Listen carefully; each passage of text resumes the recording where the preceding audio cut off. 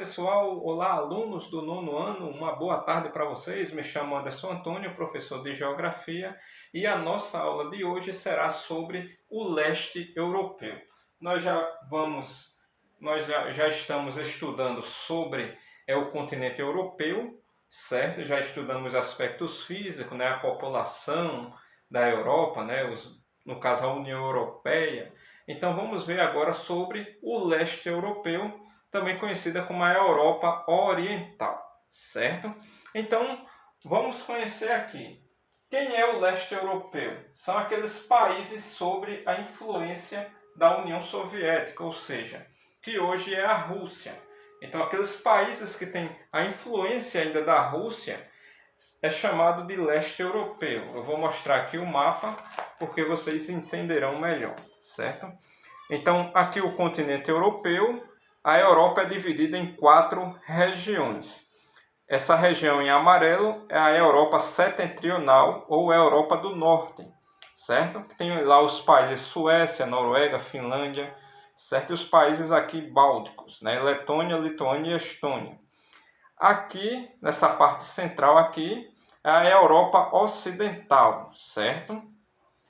Nessa parte mais o centro-oeste aqui do continente europeu. É a Europa Ocidental, que tem aí França, Inglaterra, Alemanha, Bélgica, né, como países aí principais.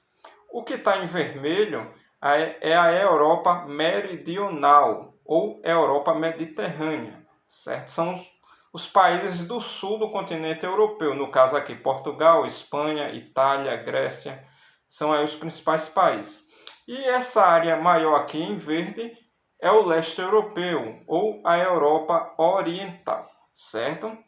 Que tem a Rússia como principal país e tem outros países aqui, a Polônia, a Ucrânia, Belarus, certo? Romênia, Hungria, certo? Então são aí os principais países, né? República Tcheca, Eslováquia, aí do continente da parte do leste europeu, certo? Então, quem eram os países satélites na época? Então, vamos voltar ao período aí da Guerra Fria, né? Que foi uma intensa rivalidade geopolítica entre Estados Unidos e a antiga União Soviética, para ver quem seria o país mais poderoso do mundo, certo? Isso após o término da Segunda Guerra Mundial. Então, ficou aquela rivalidade, um país ameaçando o outro, ficaram só de ameaças, serviços de espionagem, mas nunca um atacou o outro, certo? Não houve um confronto direto entre as duas grandes superpotências da época, certo? Então eles disputavam a corrida armamentista para ver quem se armava mais para a guerra e a questão também no campo da ciência e tecnologia, que era a corrida espacial, certo? Então, os países satélites eram aqueles que estavam sob influência do socialismo, que era a ideologia política lá da União Soviética. Era o socialismo ou comunismo, certo? Totalmente o contrário do capitalismo que nós conhecemos hoje, certo?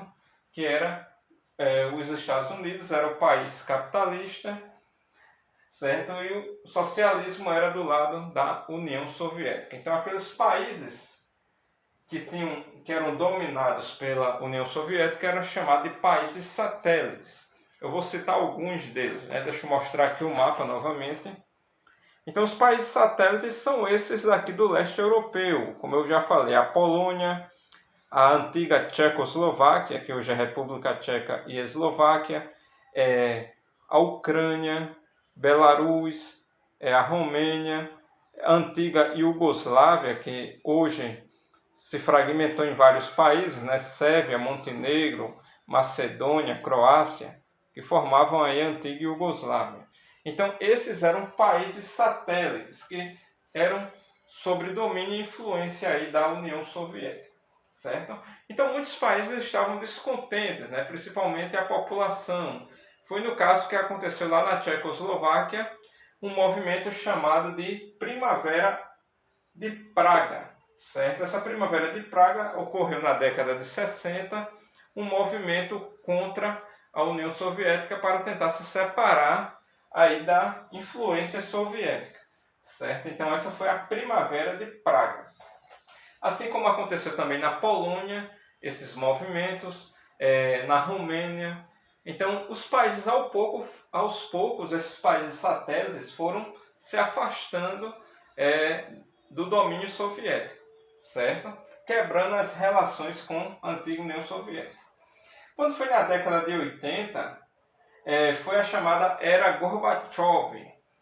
Então o presidente Mikhail Gorbachev assumiu o poder lá na União Soviética e nessa época, na década de 80, a União Soviética já passava por uma grave crise econômica e financeira, certo? Então ele tentou reestruturar o país com duas economias, duas fortes economias aí. No caso, a Glasnost e a Perestroika, certo? Então, a perestroika significa reestruturação econômica, certo?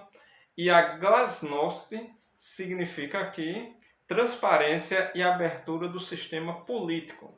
Então, foram essas políticas que trouxeram perspectiva e liberdade para muitos países do bloco socialista europeu, no caso aí os países satélites, né? Então, com essas reformas políticas, a glasnost e a perestroika, foi possível os países satélites se libertarem da influência soviética. Então, não deu certo essa forma de sistema político lá na União Soviética e a era Gorbachev chega ao fim. Assim também como aconteceu, outros países foram acontecendo outros movimentos, no caso da Alemanha Oriental, certo? Que estava sob influência da União Soviética.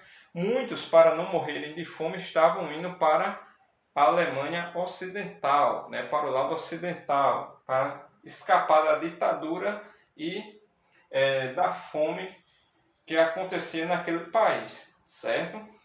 Então, o que aconteceu? O Muro de Berlim, em 1989, foi o marco do fim da Guerra Fria entre Estados Unidos e União Soviética. E também, 2 anos depois, a União Soviética foi enfraquecendo cada vez mais e chega ao fim em 1991. Foi o fim da União Soviética, onde ela foi dividida em 15 novos países, certo? E a União Soviética passa a se chamar Rússia novamente. E além da Rússia, surgem novos países, como eu citei, no caso Ucrânia, Belarus, né, Moldávia, certo? Surgem outros países, dando um total aí de 15 países, certo? Então esses países hoje fazem parte de um bloco econômico chamado de CEI, que é a Comunidade dos Estados Independentes, certo? São aqueles países que faziam parte, eram territórios da antiga União Soviética, ok? Então essa foi nossa aula de hoje, espero que vocês tenham gostado, irei passar uma atividade sobre esse assunto. Fiquem com Deus e até a próxima aula.